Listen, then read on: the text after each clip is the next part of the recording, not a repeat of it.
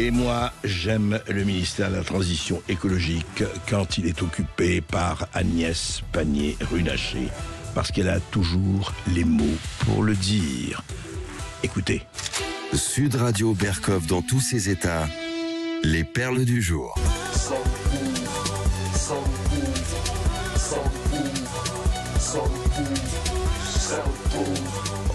Oh là là, disent la peste, il exagère, sale pauvre. Non, non, non, non, non. On ne dit pas sale pauvre, on ne dit pas salaud pauvre. Non, non, c'est injurieux, mais c'est répréhensible, c'est lamentable, c'est lamentable. Non, non, qu'est-ce qu'il faut dire? Alors, je me demandais, c'est vrai, qu'est-ce qu'il faut dire? Eh bien, voici que Agnès Pannier-Runacher,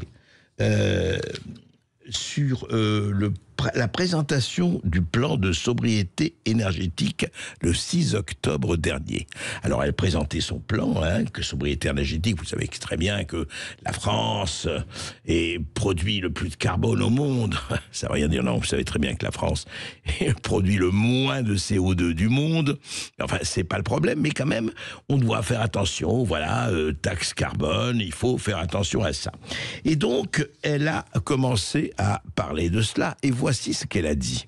Je vais le redire, on ne demandera jamais à des Français qui sont en situation de sobriété subie, qui ne sont pas en capacité de chauffer dignement leur logement.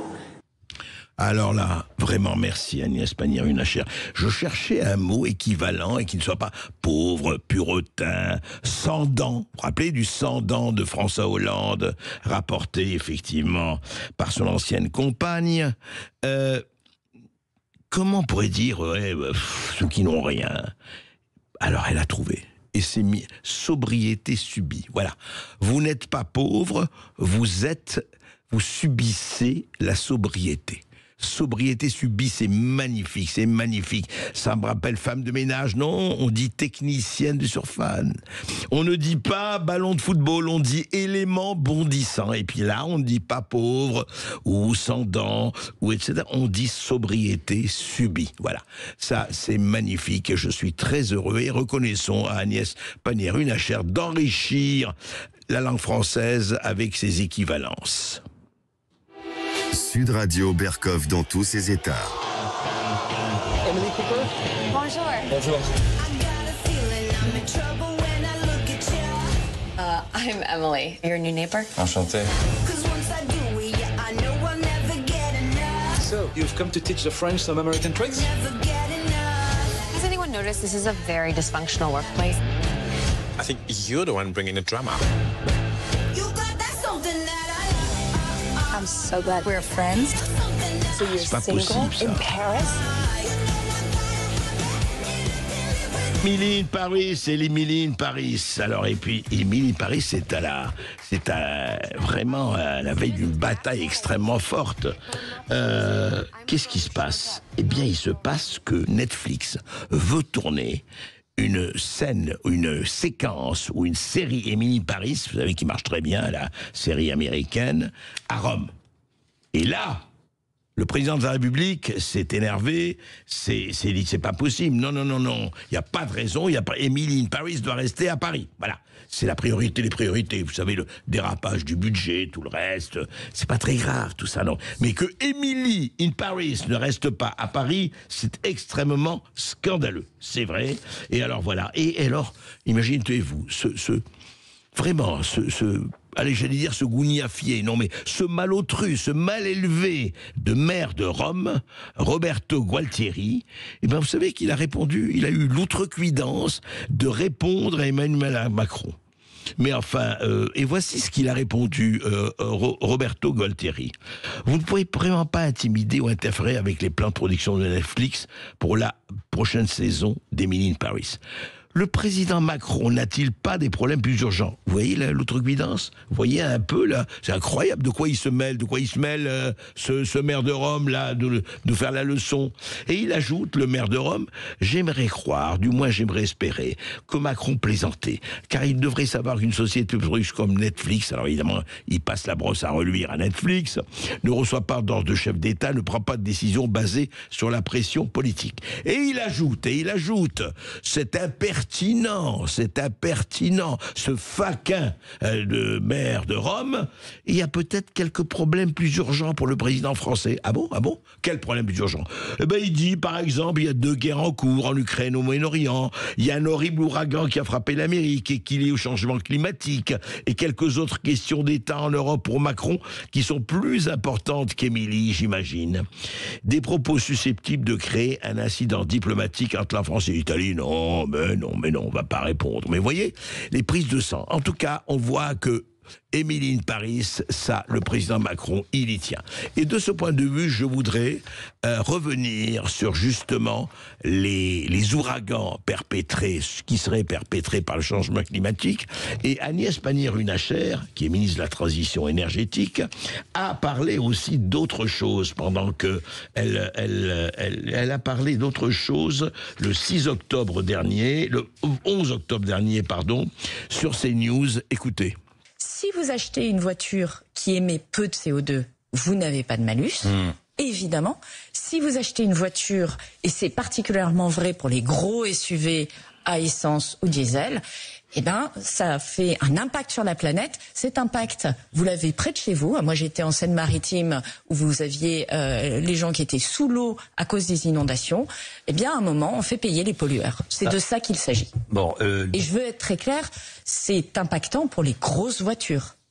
Vous allez tuer l'industrie automobile? Non. On va soutenir l'industrie des voitures les moins polluantes. Avec des taxes. Mais non, Romain Desarbres, vous pouvez pas dire ça. On a d'un côté la carotte, c'est le bonus, et de l'autre côté, vous avez le bâton, c'est le malus. Voilà, le bonus et le malus, la carotte et le bâton. Alors, simplement, que les SUV, on est pour, on est contre, c'est un problème, effectivement. Les voitures thermiques, encore une fois, on le sait, pour eux, c'est fini. Il n'y a plus que voitures électriques, les voitures thermiques, basta. Aller au magasin des accessoires, à la déchetterie, c'est terminé. Sauf que pourquoi vraiment, forcément, lier les ouragans aux SUV? Parce que je rappelle quand même qu'il y a 2 ans, on nous parlait de ces véhicules, les SUV, elles provoquaient la sécheresse et les feux de forêt. Je me rappelle très très très bien, on en parlait. Oui, c'est à cause des SUV qu'il y a sécheresse et feux de forêt. Et aujourd'hui, écoutez, voilà, ceux qui achètent des SUV, essence ou diesel, sont responsables des inondations et des gens sous l'eau. Voilà ce que dit Agnès Pannier-Runacher. Est-ce que c'est pas aller un peu vite en besogne? Et surtout, est-ce que ce n'est pas aller un peu faussement en besogne? Est-ce que vraiment on a besoin de parler des ouragans pour vitupérer les SUV? Encore une fois, moi je n'ai pas de voiture et je ne suis pas particulièrement friand des SUV, c'est le moins que l'on puisse dire. Mais qu'est-ce que ça veut dire? On n'a pas besoin d'opposer des arguments, donnant des arguments raisonnables, des arguments raisonnés, des arguments fondés, et n'axons pas à chaque fois, oui, les SUV c'est responsable de la sécheresse, ou non, les SUV c'est responsable des inondations. C'est un peu aller vite en besogne, et c'est aller faussement en besogne. Et simplement, il faut arrêter de prendre les gens pour des imbéciles, vraiment. Essayons d'aller un peu plus loin, voilà. Et je vous assure que la transition écologique ne s'en portera que mieux. Sud Radio Berkov dans tous ses états. C'est un jardin extraordinaire. Il y a des canards qui parlent au lait. Leur donne du pain, ils remuent leur derrière en disant « Thank you very much, Monsieur Trenet ». On y voit aussi des statues qui se tiennent tranquilles tout le jour, dit-on. Mais moi, je sais que dès la nuit venue, elles s'en vont danser sur le gazon. Merveilleux jardin extraordinaire, et c'est tellement beau, c'est vrai, mais de vrais jardins extraordinaires. Voilà ce qui se passe au Conseil de Paris. Au Conseil de Paris, on demande 91 000 € pour, écoutez-moi bien, écoutez dans Paris, hein, une ferme urbaine participative de produits à haute valeur nutritionnelle sur le toit d'une résidence.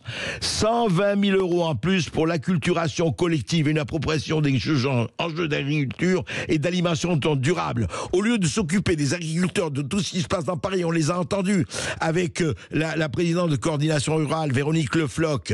Ah non, on va faire des petites fermes, on va faire des Trianon, on va faire Marie-Antoinette en plein Paris et on va mettre des petites fermes urbaines participatives de produits à haute valeur nutritionnelle sur le toit d'une résidence. On n'a pas autre chose à faire. Non mais où ils vont, où? On peut pas s'occuper de la saleté de Paris, on peut pas s'occuper, on ne peut plus circuler dans Paris. Non, non, non. Excusez-moi d'être encore sur Paris, mais une ferme qui ne veut rien dire sur le toit d'une résidence, alors qu'on connaît la situation véritable de l'agriculture en France, c'est vraiment n'importe quoi. Terrible, hein?